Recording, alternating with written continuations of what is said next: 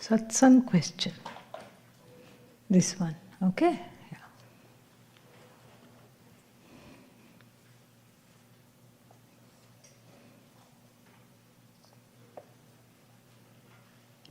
Om Sahana Vavatu Sahanau Bhunaktu Sahaviryam Karavavahai Tejasvinavadhitamastu ma vidvishavahai.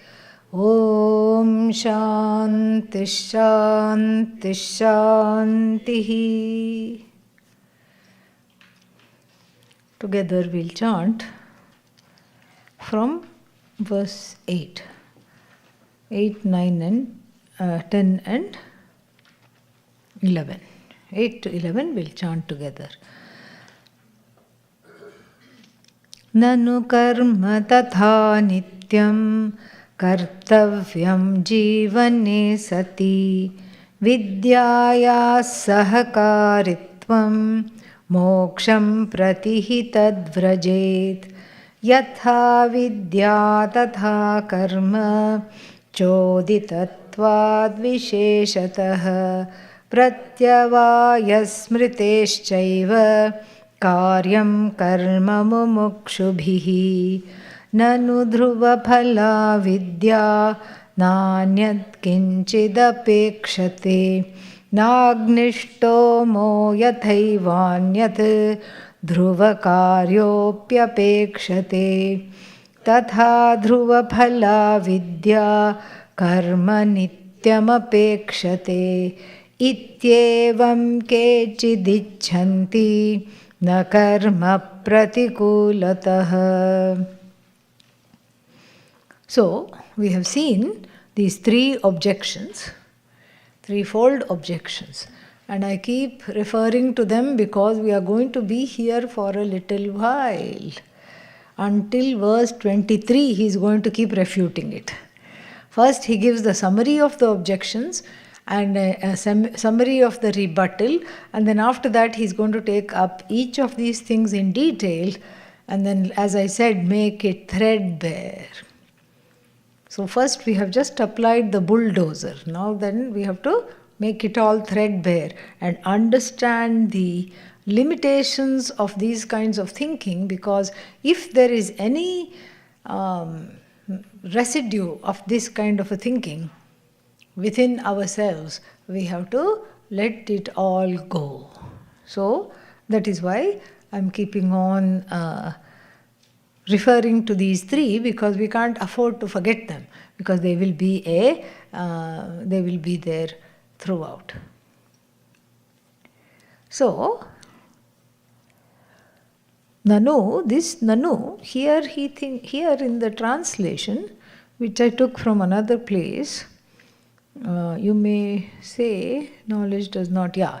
So here it looks like the Purva Pakshi, but actually I checked it up, it is not, it is Adi Shankara saying Nanu here, that's why it's confusing. Nanu, indeed, Dhruva Phala Vidya Anyat Kinchit Na Apekshate. Don't forget the na there. Yeah. Don't say it's only one syllable, so what? No. It's a big thing. So, Nanu, indeed, Dhruva Phala Vidya. This Dhruva Phala means that which is its own phala. Vidya doesn't, what is the phala of Vidya? It is immediate. So, knowledge being immediate, we saw that. Knowledge being immediate, it is what? Vastu Tantram. And he's going to explain that. Knowledge being immediate, then Dhruva Phala means certainly the results of knowledge, which is what? Abba. Ayyo. Yes. Moksha. So, the results of knowledge, namely moksha, will be what? Immediate. Because the vidya is immediate, moksha is also immediate. Just like what we demonstrated last time. You don't know what crystal looks like, and I show you this is what is called crystal. Immediately you know now what is crystal. You don't have to then go to the temple and pray. You don't have to do that. Or you shouldn't have prayed before and then come here, only then you will know what is crystal. As long as the alignment between the means of knowledge and the object of knowledge is there, knowledge is set to take place. So that is what is meant by dhruva phala vidya. Na kinchit apekshate. There is no other thing that is needed. Nothing is needed. To see the crystal, only eyes are needed. Eyes are the means of knowledge here.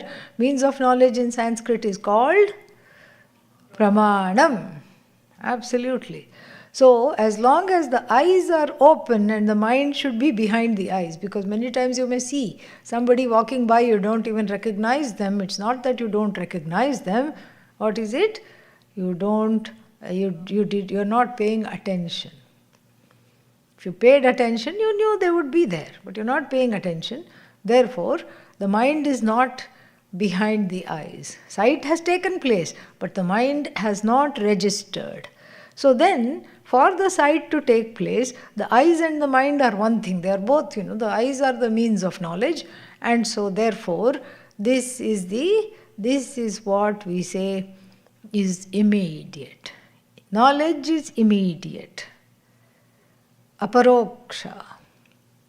There is a Brihadaranyaka Vakya. Sakshad aparokshad Brahma. This Brahman is Sakshat, means right in front of me, as me. Aparokshat. Aparokshat means it is never away. So, that is what is said here. Nanu, indeed, Mr. Purvapakshi or Mrs. Purvapakshi, dhruva phala vidya anyat kinchit na apekshate. It does not need anything else at all. There is no sahakaritvam. That's the idea. You don't need a recipe of that and something else. No, it's complete in itself. And then it's funny because the next two lines are the Purvapakshi. What does the Purvapakshi says? No, na, starts with na, naysayer, okay, yeah. Na, why na? Agnishtomaha yatha eva anyat dhruvakaryaha api apekshate. I already told you this is not the case. I gave you 2-3 verses telling you my position, but looks like you, Adi Shankara, are slightly dull. Why? Because you're not understanding my position. I'm giving you the example of a yajna, called Agnishtoma. Why this yajna he chose? Because it takes you directly to heaven, apparently. It takes you to heaven if it's performed properly. It will take you to heaven.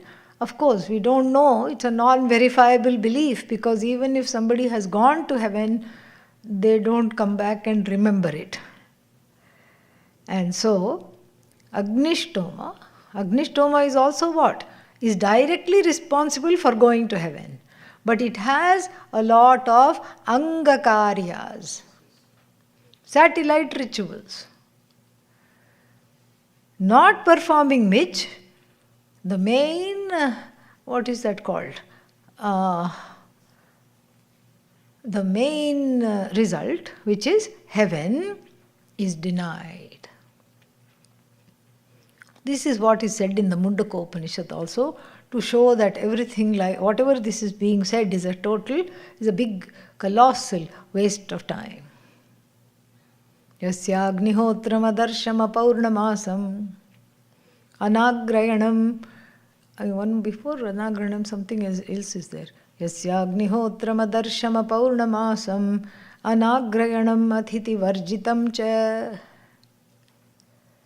avishvadevam ahutam avidhinahutam asaptamanstasya lokan hinasti. Yasya Agnihotram. Somebody's Agnihotra. Means somebody's performance of the Agnihotra is Adarsha. Darsham na vidyate yasya. That the yasya here is for the homa, not the person. Describing the homa, and what is the homa here? Devoid of darsha. Darsha ritual has not been performed. Sloppy person just did Agnihotra twice a day and that was it. Closed up the shop. And then full moon day also did not do the full moon ritual, Aparunamasam. So the Agnihotra is devoid of, whose Agnihotra is devoid of the Paurnamasa ritual. Ashtadasham. So 18 elements have to be there. 4 priests from each of the Vedas. What's the math? 16. Not fair because I already told you that. Yeah, doesn't count. 16 priests, 4 from each Veda, and then, then we have, and then that's only 16. But here it says Ashtadasham. Yeah, Yajamana and wife. And Yajamana means the one who is worshipping. And you worship along with the spouse. You don't worship by yourself. In fact, unless you are married, you cannot do any of these homas. First qualification, you have to be married. That is the qualification for Karma Kanda. For Jnana Kanda, you have to know that you are married.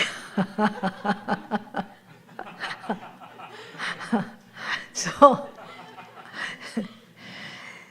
then, Adarsham, Apaurnamasam, Agrayana ritual is not there, Anagrayanam, and then Atithi Varjitam cha. Stingy people did not call a single guest home to feed them. No Atithi, did not give a single rupee in Dakshina. See, these yajnas are very, very powerful if they are done properly. If not, they just bite you. There is in the Veda a sentence that says, Agnihi arodit. The Lord fire cried. Why should I care? Let him cry. No, but at least you must be curious. Why did Agni Devata cry? I would like to know. Well, we don't know why he cried, okay? But we know when Agni Devata cries, when you cry, what happens? Salty tears come, salt water comes through the eyes. When Agni Devata cries, he cries tears of molten silver. Big deal, why should I know that? Well, there is a connection. So when you invoke Agni, don't give silver as a yajna gift to everybody. Barhishi rajatam nadeyam. Barhish means in the yajna. Barhishi means in the yajna. Rajatam nadeyam. One must not, the silver as a gift article must not be presented. What should you present then? Gold. Don't say copper, lead and aluminium. No. If silver itself is not acceptable, you have to go up, not down, cost-wise.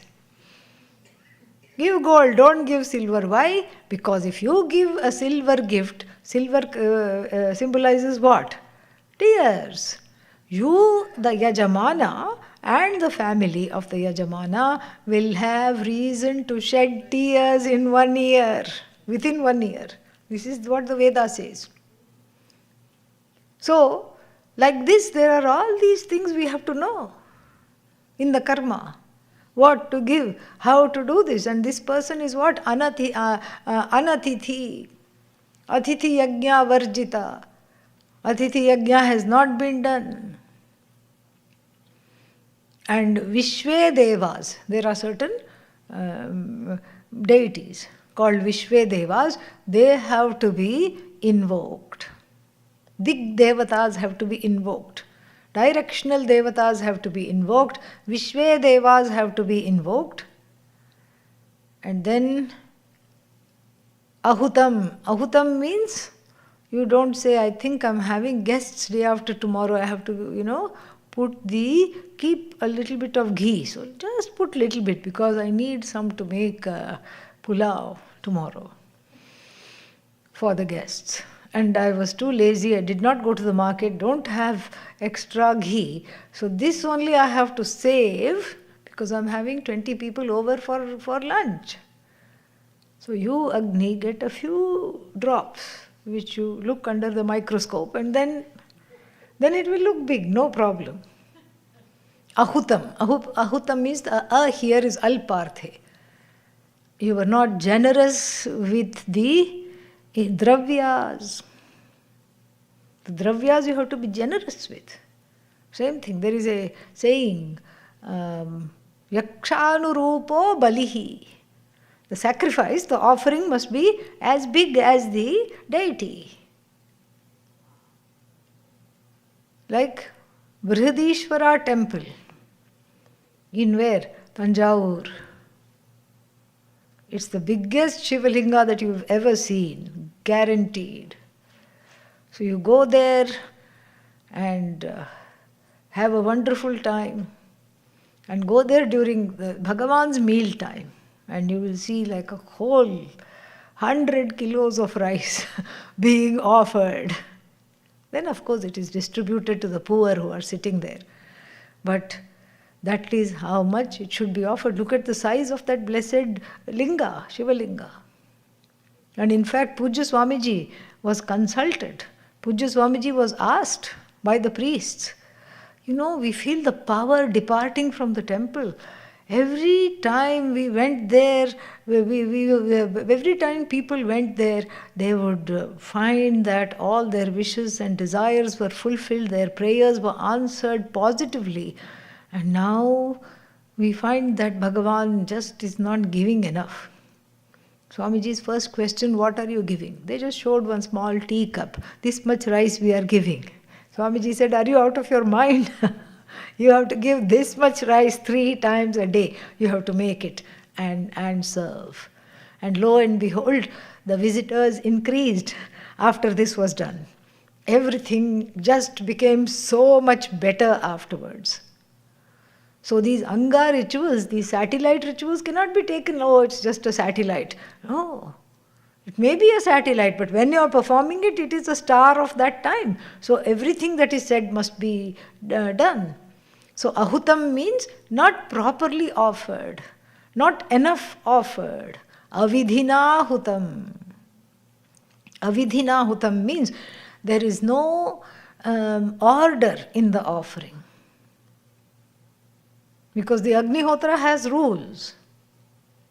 Yada lelayate hyarchihi samidhe havyavahane tadajya bhagavantarena ahutif pratipadayet. When the archi, the fire, is lelayate, dancing, when the fire starts to dance, it's ready. That means it's hungry. It says, give me, feed me. So the fire first has to tell you, feed me. Just like you don't feed a person who is not hungry. Let's say Atithi comes to your house and says, I'm not hungry. And you say, eat, eat, here's the food, eat.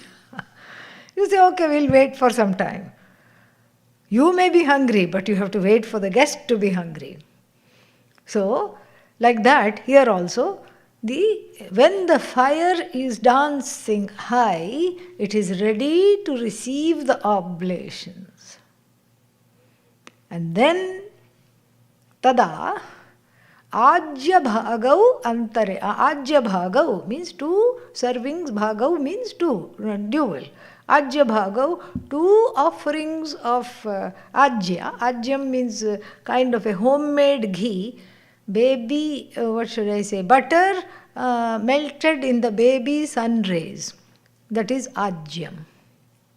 So, That Ajya Bhagav, these two offerings of Ajya, Antarena, in the middle of the fire. Sometimes it says offer to the left, sometimes it says offer to the right. Here, Antarena, Ahutihi Pratipadayet. It should be in the middle of the fire, it has to be offered for it to yield the results. So, Avidhina Hutam means, whatever.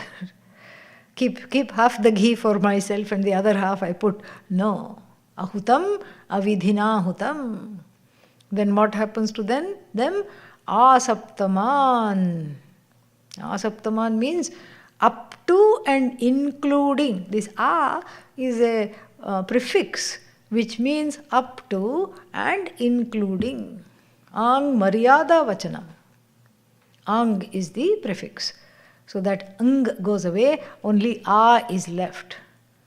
A saptaman means up to and including the 7 lokas, including Brahma loka. Tasya lokaha, lokan, all the lokas for this person, hinasti, are destroyed. So the person goes after death and says, knock, knock. Who is there? The one who did the Agnihotra improperly. Okay, the door is shut. Goes to the second realm of heaven. The Bhuvaha, Suvaha, Mahaha, Tapaha, Janaha, Satyam. These are the various realms of heaven. What's the difference? In one there is a bigger bungalow, softer mattress, memory foam mattress, and all other amenities. Bed, tea, bed, coffee is given, all these things are there. Okay, where does it say? Right here. Okay. So then you go there to the each realm of heaven, and the doors are closed to this person who did not do the Agnihotra properly. Agnihotra, Agnishtoma, same thing, same difference. Some kind of heaven-going ritual you haven't done properly. You were sloppy, you were careless, you were not mindful. You did it because it needed to be done, not because your mind and your, what is that called? Your Shraddha, etc. was in it. Then, so asaptamans tasya lokan hinasti. So even Brahmaloka, where there is at least a slight chance of gaining knowledge, Brahmaji teaches. Oh, Brahmaji is teaching, I want to go there. What should I do? Whole day you are doing yajna. Oh, okay. And then at night I get to sleep? No. Whole night you are doing upasana. And this combination, if you do properly, will land you in Brahmaloka, where Brahmaji is the teacher. You will be invited inside, you will be given a notebook and pen to take notes, and then you will be given a nice soft cloud to sit on. And then what? Brahmaji comes, wonder which face is going to teach. You don't know, because he's got 4 faces. If suddenly he decides to teach through the back face, everybody has to reseat themselves, facing the teacher. Here it's a difficulty how to face the teacher. Okay, never mind, you finally face the teacher. Then you wonder what is the text. Then the notebook and the text you open, Upadesha Sahasri. And so here you get that without Agnihotra, without Upasana, without Agnishtoma, and you don't have to stress yourself whether I offered in the middle or in the end, or where did I do it properly or improperly. I'm not getting any guests. Why? It is still post-pandemic, nobody is visiting anybody. So where will I find the guest? All these things. And all this you don't have to worry. But all that he will say later. So here you can see how stressful the yajna is. Yajna is extremely stressful. You just get a headache afterwards. And for 3 days you have to just recover after a yajna. Because very, very stressful. Because there is iti kartavyata. It has to be done this way and no other way. These rules have to be followed, and that's a big headache. And so here, agnish na means the na is right there. No. Agnishtoma agnishtoma yatha eva anyat dhruvakarya api apekshate. Your jnanam is just like our Agnihotra, Agnishtoma, whatever, is like our ritual that also needs another thing.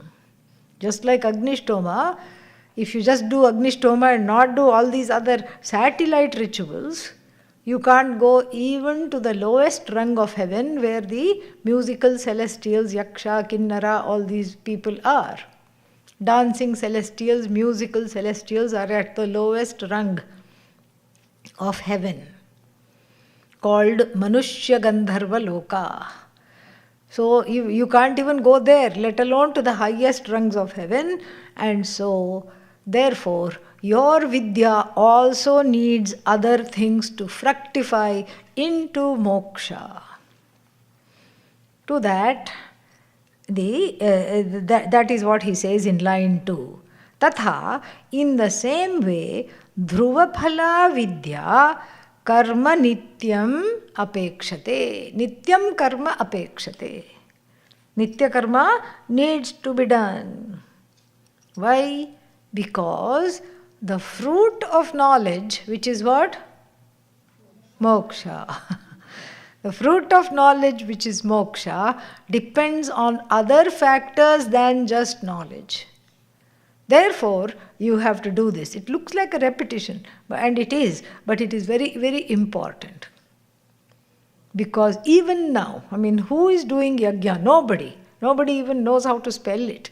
And so therefore, nobody knows how to do yajna, and then as a result, what happens? People are just, what can I say, disconnected from the Vedic way and customs of life. So one can easily gloss over these verses and think them to be irrelevant to my pursuit in the contemporary times. Not so fast. Because even though I am not a yajna aficionado, I am not fond of doing yajnas, I don't even full well know what they are or what they do. It's all up for grabs, I do not know that at all.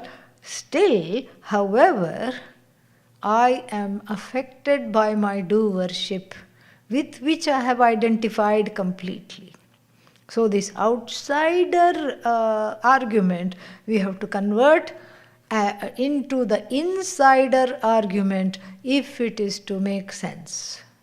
We have to convert it to an insider argument. And what is the insider argument? Definitely Jnanam needs something. I need Sanskritam. Without Sanskritam, I cannot have moksha. That's the notion. Without karma yoga, I cannot have moksha. Without prayer, I cannot have moksha. Without bhakti, I cannot have moksha. All this is true, but it doesn't mean that they are simultaneously needed. One is the preparation and the other is the knowledge itself. So you cannot confuse preparation for karma. This is how we have to look at it like this. Because if I told you this is a crystal, you don't need any preparation for it. It is immediate. What preparation you need? You just need to have your eyes open and make sure that the mind is, you're paying attention. That's the preparation. So similarly, you are Brahman, you don't need immediate preparation, you have to have those qualifications. And those qualifications being there, the qualifications are that which enables the pramana to unfold for me. That's the qualification. The qualification is for the pramana, the means of knowledge, here the shastra, to make sense for me. And that is how I have to approach this knowledge. And so here he says that Tatha dhruvaphala vidya karma nityam apekshate. So nitya karma is needed. Like I said, get up before dawn, do agnihotra, following all these things, and then do the 5 yajnas, and go to class and sleep. That's all will come. Even without doing yajna, sleep comes so easily. So, after doing yajna, getting up at 3 o'clock every day, definitely what will come? Sleep only will come. Tattvamasi will not come. So, therefore, this, and then there are many other reasons. This jnana samuchchaya, this is what it's called. Jnana karma samuchchaya vada. All these 3 versions of the objections belong to a school of thought called Jnana Karma Samuchchaya Vada. Vada, what is Vada? School of thought. The school of thought that says that let's all get along. Jnana and karma are together. And they are together, and they will together help you to get moksha. This is jnana karma samuchchayavada. They cannot handle you saying jnanam is by itself. They cannot handle you saying that at all. So then, this is, and then the last line, iti evam kechid icchanti. This is Adi Shankara, the Siddhanti talking. Iti evam kechid icchanti. Some people are of this view. Which view? That karma and jnanam together produce the knowledge and of myself as free. Karma and jnanam produce moksha. Some people hold that view, they are of that view. Kechid icchanti. Some people would like to have it this way. No. Absolutely not. This is not. Why? Karma pratikulatah. Knowledge and action are incompatible with each other. Like fridge and fire, ice and fire. You want to cook rice, you put it on ice. Is going to happen? No. Incompatible. And so, karma and jnanam are incompatible. They are incompatible because of many reasons. First reason they are incompatible is karma is something you have to do. Jnanam is nothing to do with doing at all. Karma requires a person to identify themselves as karta, doer. There should be somebody who says, I am the doer. And karma is like a 2-step thing. Even if it involves knowledge, like a recipe book. Why do I need the recipe book? I know not how to cook. That's why I need the recipe book. Then I look at the recipe. 1 cup of rice, 2 cups of vegetables, and then some whatever, masalas. And then you steam it and cook it this way. Does that solve the hunger? Reading the recipe, does it solve the hunger? No. I have to then bring the materials and actually make this recipe come to life. Or if I'm really hungry, I have to just eat the recipe book. That's all. Only 2 options available. So I have to actually bring the things. I have to go to the market, have all the things at hand, and then follow what it says one by one by one. And this Agnihotri and all these karmathas, the Purva Mimamsakas are used to only this. They think jnanam means jnanam of the yajna, which is written in the Vedas, but then reading that is not sending me to heaven. If I say, Ajya bhagau antarena ahutihi pratipadayet, Ahuti, actually dual. Ahuti, ahutihi pratipadayet. If I read it, will that take me to heaven? No. If I worship the book which gives this recipe, will that take me to heaven? No. I have to actually perform this. So similarly here, in our heads, now we are switching back and forth between the insider-outsider argument. In our heads, the thought that the knowledge is both the necessary and sufficient condition for removing ignorance is just not there. I know Vedanta, but I want to experience Brahman. Ayyo, you are right now experiencing Brahman. No, I want to experience Brahman. Please tell me, I know I am Brahman, but I want to experience it. What is an experience? That which you get into and that which you get out of. That's an experience. If Brahman is that which you get into and that which you get out of, does it become finite or infinite? Finite. So instead we say, every experience, the one who is aware of is you. You are of the nature of that which is always experienced. When is the I not experienced? Is there some kind of a absence of the I in between two thoughts? No. I am the one who upkeeps the thoughts. I am the one in whose presence the thought is born. I am the one in whose presence the thought resolves. Next thought also, in my presence it arises, by me it is sustained, in me it resolves. I am the ocean that observes all the waves of thoughts come and go. And the waves of thoughts do not make a difference to the ocean. Do not make a difference to its grandeur, to its roaring, full nature. Wave is nothing but the ocean. Ocean is not the wave.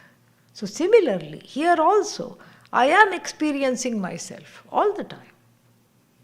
There is no absence of I experience. I am the one who identifies and experiences myself even now in the waking state, that is, provided I am awake. And then I am the one that is experiencing myself in the sleeping state. But since the mind is also asleep, I only realize it later. I am the one who experiences the dream state. What else is left? All the joys, all the sorrows, everything. I shine the light on every experience. And I am able to do that because I am self-experienced. I experience myself and I experience everything else because that everything else is just an extension of myself. It's not other than myself. Everything I experience. But there is a rampant feeling. Vedanta that we learn in the classroom is theory, and then after that I have to have what? I have to have practicals. It's like chemistry.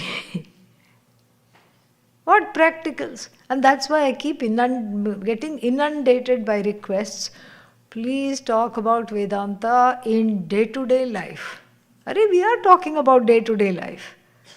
No, talk about Bhagavad Gita in day-to-day life. Upanishads for daily living. That's because this is not understood. Why? There appears to be a disconnect between the head and the heart. The head knows the heart is stubborn, or something like that. Between the knowing and the behavior, there is a disconnect, which also I experience.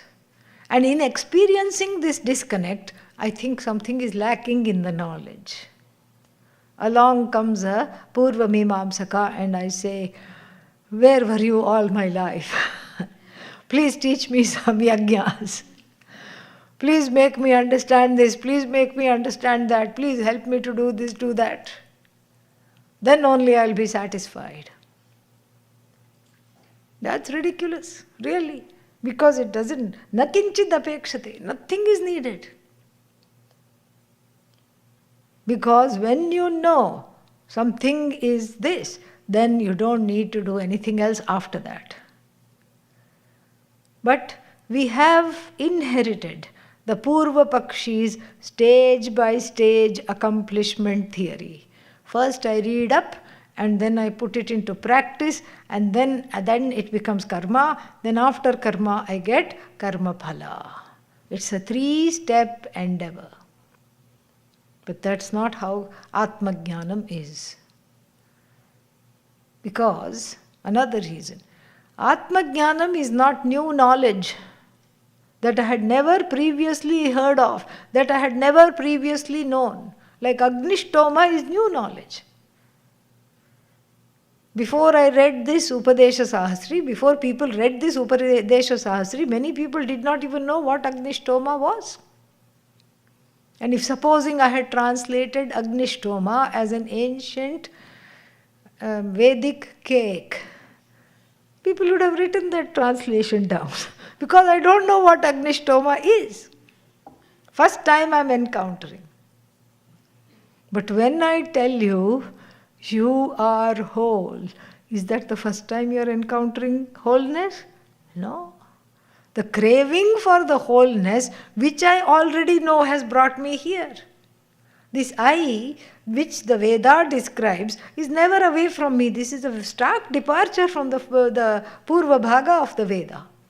Agnishtoma, unheard of. And fact that, what's his name? Agni Devata cried, unheard of. First time I'm hearing that, and then that means even Agni cried, it's a Arthavada Vakya, and so that Vakya means something needs to be done afterwards. It is telling me what to do, it's telling me what not to do. Here the knowledge is not telling me what to do or what not to do. It is telling me who I am, and then it is helping me in the process of telling me who I am, it is helping me drop the notions connected with what I think I am. It's not an addition. Oh, I have to by heart this recipe. No, it's more of I have to drop these notions. In the face of the truth, I have to drop these notions. And since I have to drop these notions, the notions have to get completely, totally dropped. And then what? Then the I, who was already craving a sense of belonging with everything, craving this oneness, wanting this freedom from a notion of bondage, the I that is always already feeling that I am missing something, that I is told you are the whole, it's a completely different cup of tea. Yes, I knew that already, and now you are reconfirming whatever I knew. And now I can drop the things that don't belong. The dropping is also not karma. Things do get dropped. Like supposing you saw something from far, mistook it for a human being. This lady moved into a new house, and then all the movers came, put all her furniture, went away. She looked out of the window. Again it was twilight. We like examples in twilight. What did she see? A man standing like this in the backyard. Uh-oh. Maybe it's one of the movers, or maybe I don't know who he is. Let me give it 15 more minutes and see if he's still there. She had drawn the curtains. She peered. After 15 minutes, he was still there. Called 911. There is a lurking stalker. In my backyard, there is a stalker. The police came immediately. Shone the light on what? The man. No, go along with it. Yeah.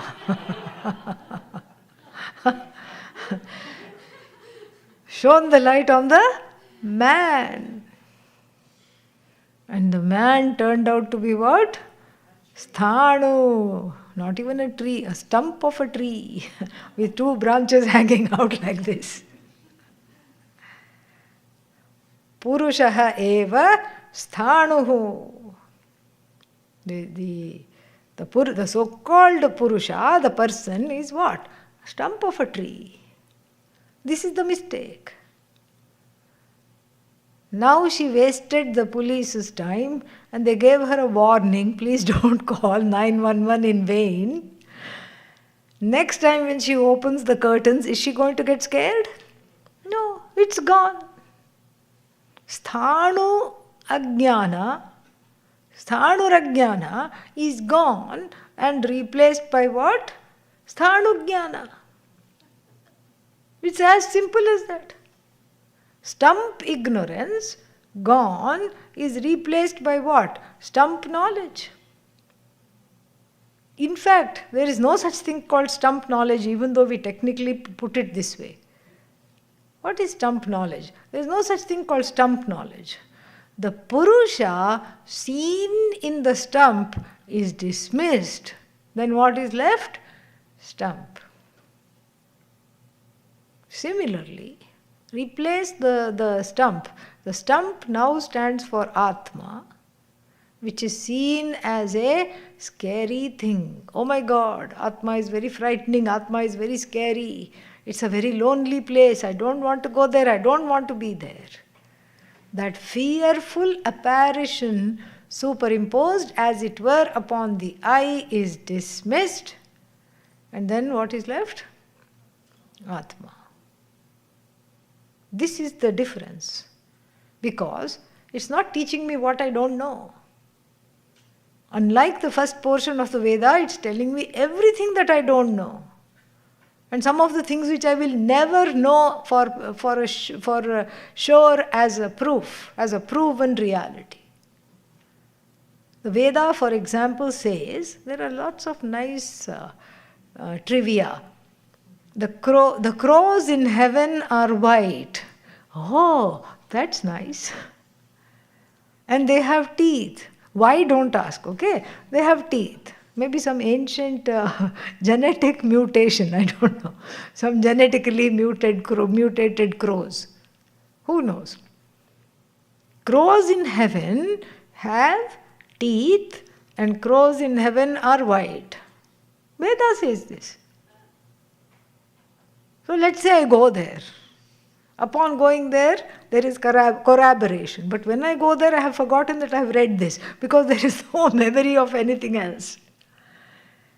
So there is no way to corroborate sitting here, whether checking up. You can't say to the crow, please open your mouth. Say ah. What will it say?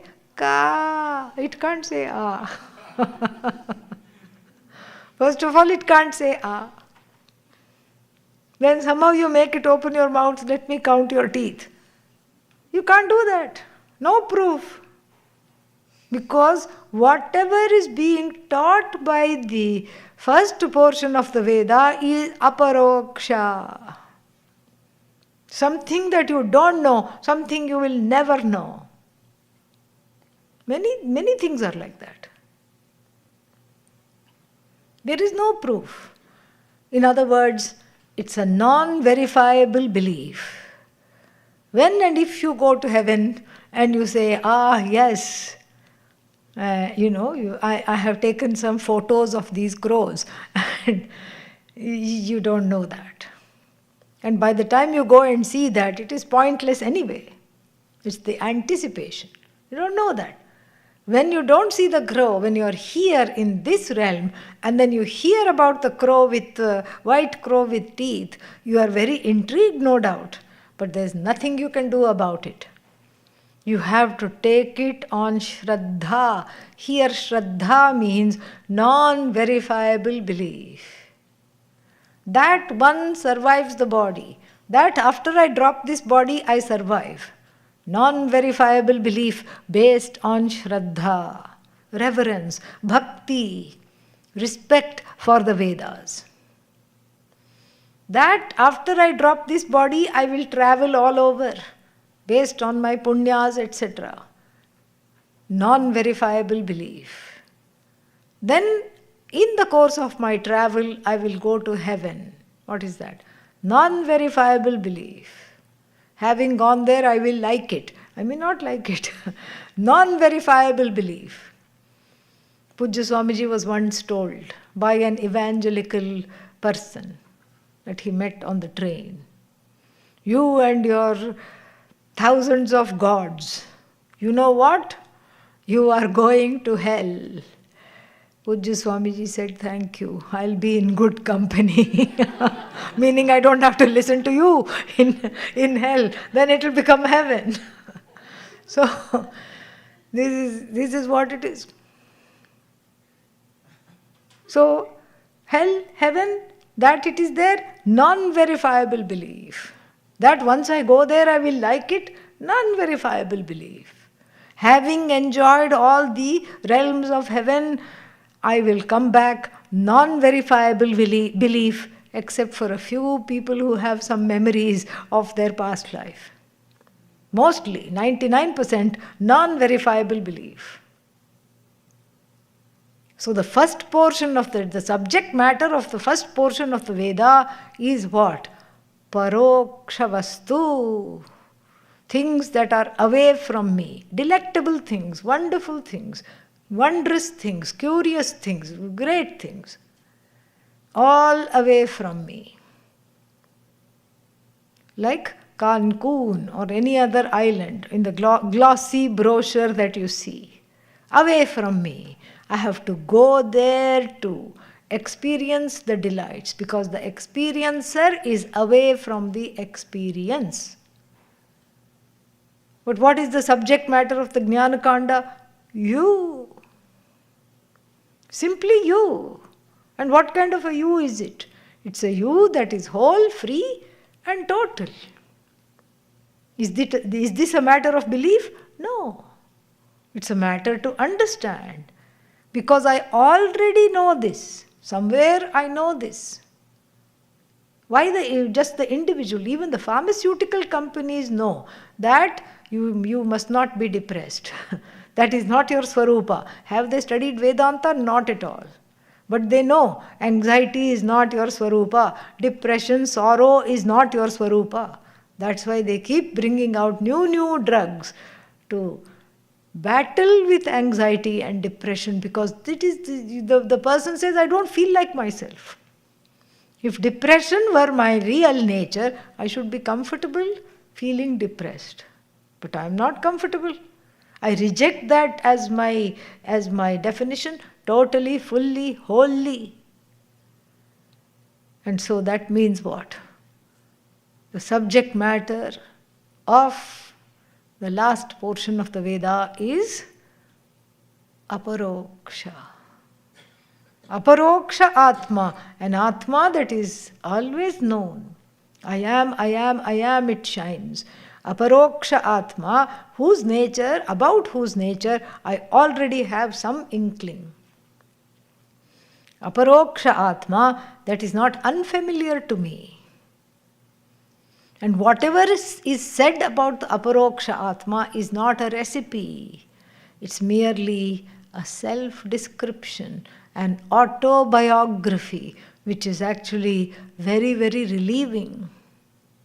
Very different from the autobiography that I wrote. Oh, what was your autobiography? First chapter, why me? Second chapter, I am in description of samsara, not like Vedanta, but in the other way. Third chapter, very, very sorry, but I am a samsari.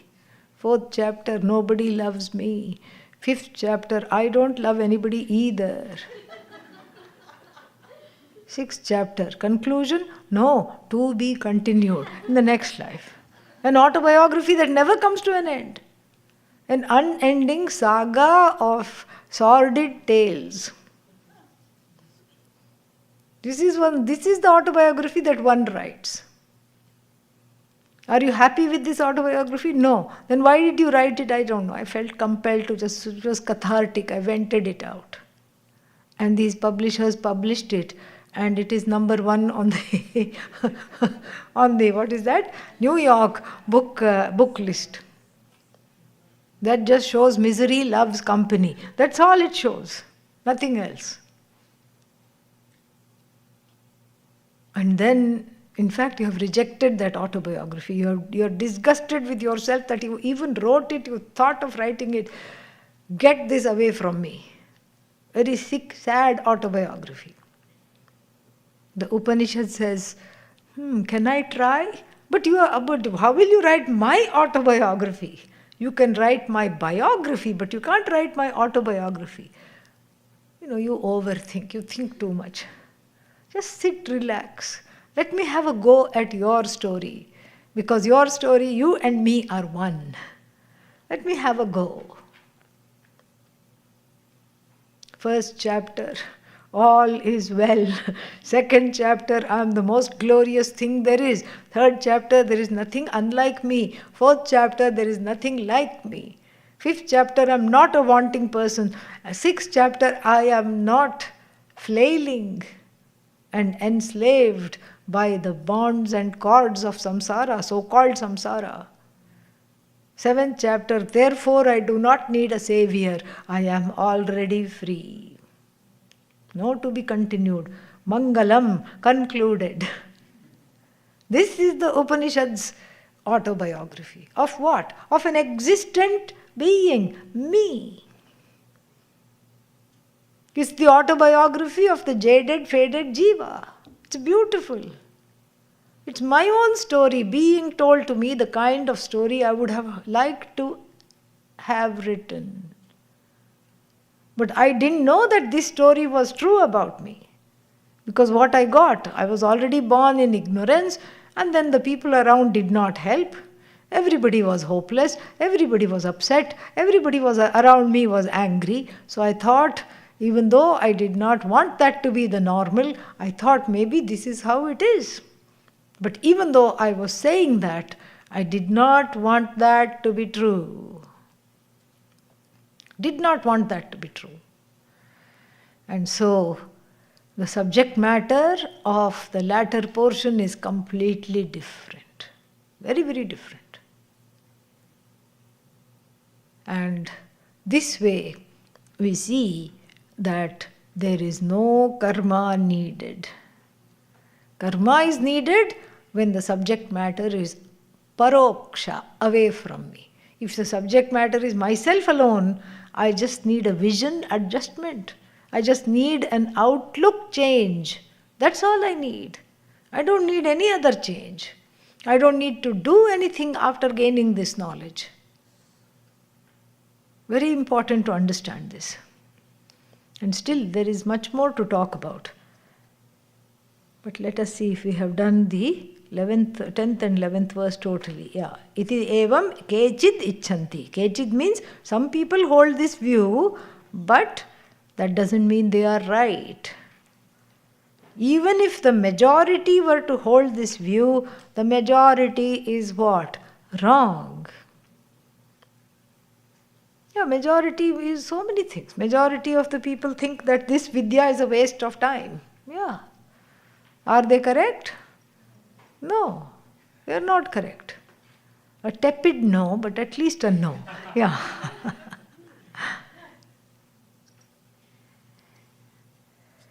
Yeah. Karma pratikulataha. It is opposed to karma. We saw that. And we'll see a little more things we have to see. And we'll see that in the evening class. Schedule change for tomorrow and day after. What does it say in the book? Meditation and? Okay.